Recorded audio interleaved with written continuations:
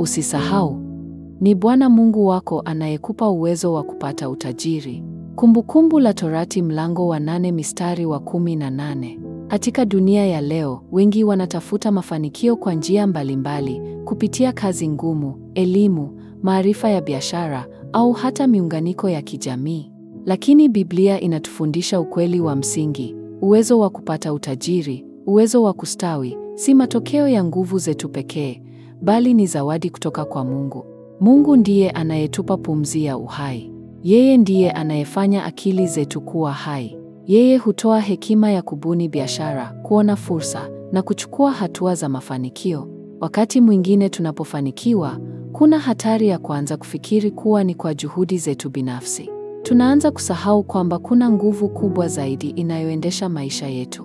Lakini neno la Mungu linatuonya, lakini utamkumbuka Bwana Mungu wako, maana ndiye anayekupa nguvu za kupata utajiri, ili alithibitishe agano lake.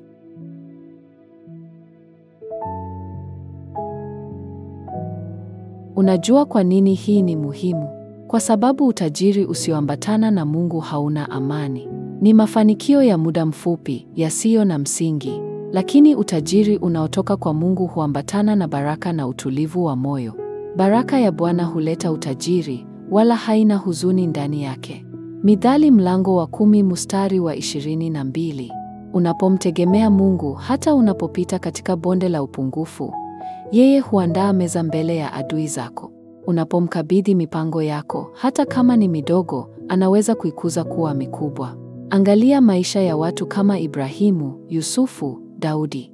Wote walimtegemea Mungu, na katika kila hatua waliona mkono wake wa neema. Mungu hachoki kusaidia wale wanaomtafuta kwa moyo wa kweli. Hata kama hali yako ya sasa ni ngumu, unaweza kuwa hauna kazi, biashara yako haifanyi vizuri, au umepoteza matumaini, mgeukie Mungu. Mwambie, Bwana, naomba unipe maarifa ya kupata utajiri. Niongoze. Hekima ya Mungu ni hazina kubwa kuliko fedha. Anaweza kukupa wazo moja tu, na maisha yako yakabadilika milele. Anaweza kukuunganisha na watu sahihi. Anaweza kufungua mlango ambao umefungwa kwa muda mrefu. Lakini kuna siri moja kuu: Mungu huachilia baraka zake kwa wale wanaomtafuta kwa uaminifu na moyo wa ibada. Kwa hiyo usitafute tu utajiri, tafuta uso wa Mungu. Tafuta mapenzi yake. Tafuta hekima yake.